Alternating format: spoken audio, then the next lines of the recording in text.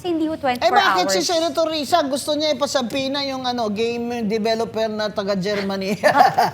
Nako, alam nyo, Sa totoo lang! Yan na yata ang pinaka-weird! para yan yung flower eh. Pinaka-weird na investigasyon talaga yan. Parang yung bulaklak na naging mas na priority pa yung batas ng bulaklak na Ano yun. sa mga... Ano ba? Itish! Ipapasampina ba? Ngayon gusto pa niya ang embassy ng Germany ang magtawag doon sa team developer na yun para magtistigo siya dito. Ano naman po ititistigo niya? Hindi niya kontrolado ang utak ng bawat Hindi niya naman tao. po kontrolado kung sino ang magpapasok dyan sa gaming na yan. Ang inimportante, sinasabi nila na sa gaming daw na yan ay no minors allowed. Hindi ko alam kung paano nila masiscreen Yes. yan. Pero yung ang weird talaga, ang weird na Ng suggestion. ang dami namang pwedeng ano sa investigate in aid of legislation. Yun pa din, yun pa. Hindi ko alam, gwapo kaya yun? Hindi ko alam. Tsaka ito pa, gusto nila i-prohibit yung gaming. Ha? I-prohibit yung gaming, takatalo talaga kayo. Matatalo talaga kayo sa eleksyon. Mga Gen Z and everything, Kasi no? mga bata, hindi naman lahat na nag-gaming ay pariwara. Hindi po ba? True. Actually, may I forgot. Yung di batch ata namin, mas supervised ng malala. mga parents. Mas malala pa yung gaming namin dati. Ano ba I yun? forgot na. Kagabi lang we're talking about it eh. I'm having a dinner Ako with nga, someone. nalulung ako dun sa yung bird na... Tawag dun sa bird na yun. Angry Birds. Hindi, yung bird na ipapakainin ko sa... Painumin ko sa ganitong oras. Bird talaga. Kasi inaaral ko bakit Tamagotchi! Kasi Oo. mga pamangkin ko gusto rin ng Tamagotchi. Sabi ko, ano ba to? Sige nga. Nag-Tamagotchi din ako. Talagang isang araw lang, patay na. Yung meron pa yung sa phone kung nasan ka? Ay, Pokemon! Oh my God, isa Ako, pa yon. Na-addict din ako doon. Alam mo ba, kami sa Comelec, meron kaming team building, gender, ganyan. Doon, na seminar. Abay, anong oras pa lang kalahati na lang sa amin ang nandoon nandun sa mga beach ang mga punong kahoy, yung pala naghahanap ng Pokemon. Iba, abogado pa Di ba?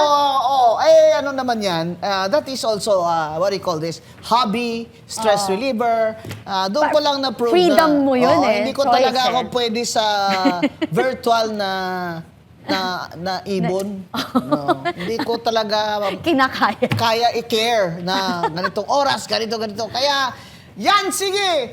I-prohibit nyo ba ang gaming? At siguradong matatalo talaga kayo dyan. Mother, may isa pa. Kasi kinasuhan din ni ni Trillanes, si Senator Marcoleta at saka si Senator Cayetano ng cyber libel kasi yung ginawa nilang hearing sa flood control. Anong mako-comment yun dyan? Hearing sa flood control? Yung gumawa sila ng hearing SP sa pa siya at Senate. that time Yes. Paano siya magiging liable?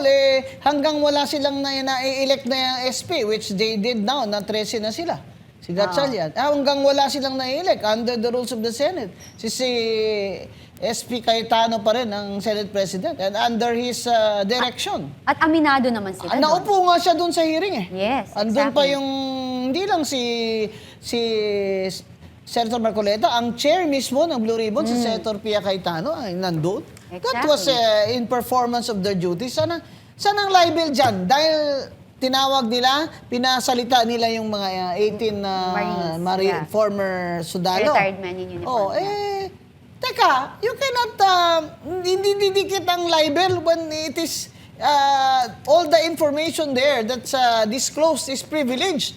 Naman Mag-research nga kayo ng mabuti dyan.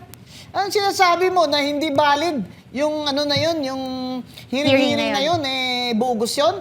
Abay, i-prove mo muna na yung rules of the Senate they did not apply at the time na wala pa silang nai-elect na Senate President. Labo mo naman Na parang sobra-sobra na itong stretching the law, bending the law, stretching the facts. Yun, kala nyo ba sa batas? Plastiko? Ayaw ko dyan yung sobra na Alam mo, yung talagang libel na yan, dapat talaga i-decriminalize na yan. Wag na yan kasi tayo mga nasa media, ginagawa nila yung parang patalim sa ilalim ng ulo natin eh.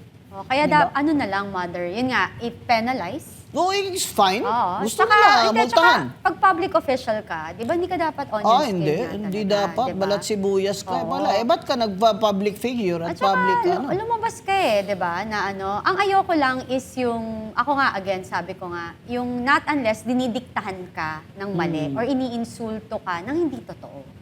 Saan na lang kung Magkaiba na pupunta yun. ang mga tao? Kung kaming mga nasa media, lagi nyo naman kaming tatakutin na lagi ko na lang sasabihin, gwapo ka. Bubulahin kita. Kahit hindi totoo. Diba? Diba? Bawal ba yun magsabing magnanakaw kayo? Oo. Anong masama? Ang totoo naman ng pangungurakot, ang siyang sanhi ng punot Problema. dulo ng ating pakahirap ng mga Pilipino. Ano naman masama doon? 'Di ba? Kung hindi ko naman sinabi kung sino ka talaga na nagnakaw ka. Pero kung ako pinatawag diyan sa Congress, kaya akala ko nga ipatawag ka doon eh. Oo nga Para eh, pa no, sumikat yung sana tayong dalawa doon. Nasasabihin, pag nandun na kasi kami sa loob, at nag-hearing na, privilege na lahat yan. Oo. Hindi mo na kami pwedeng kasuhan ng libel. Hindi ako mahanap hindi nila mabigay yung... Hindi ang ihirap naman. Ngayon, talagang cyber libel kasama ka na sa seminar. Yes. Oo. Talagang, alam You know, mo, ako first time mother. This is the first time na may nagkaso sa akin. Oo. And this is the first time na nakaka-proud na kasuhan ka. this is your badge Diba? of honor. Badge of honor. As a media personality. And you're Itong- fighting for what is right. The truth. The Diba? truth. The truth. Diba? Diba? And nothing but the truth. Ha? So, sabi nga, di ba, sa Biblia, ito kayo, magpapastora na ako, sinasabi ko sa inyo, huwag kayong didibate sa akin sa Biblia, I am the way, the truth, and the life. Kaya ako Sabi ni Siliman Lord. yun eh.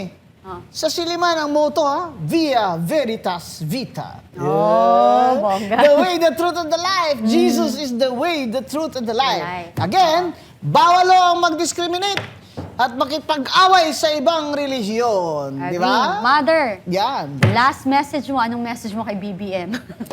BBM, aalis ka na naman. Iwanan mo na naman kami. Ang taas-taas ng inflation mo. Tapos, unemployed 15 million. Underemployed 15 million. Unemployed 2.4 million. Ang growth rate ng economy, 2.8% lang. At ito'y utang ka na naman. Utang ka na naman, pupunta ka na naman doon. Gala ka ng gala. Utang ka ng utang.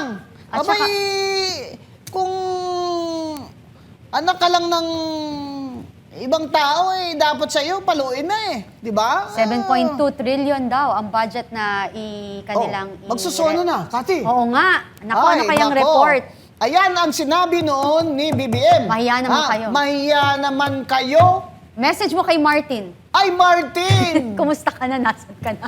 Kumusta ka na dyan, Martin? Saan ka nagtatago? At yung pretend na may sakit ka, wag mo na kaming lukuhin dyan. Ang sabi ng Supreme Court, exactly what I said. It is unnecessary. It is not verified that you are so sick that you cannot be cured here in the Philippines. It is unnecessary. Di ba? Sabihin mo na may sakit ka nga. It's unnecessary na kailangan magpagamot ka doon abroad kasi ang dami namang dalubhasang doktor at surgeon dito sa Pilipinas. Kaya ikaw, Martin Romualdez, ang payo ko sa iyo ng lola mo ay magsabi ka na kung sino talaga ang mastermind. Ayun na nga.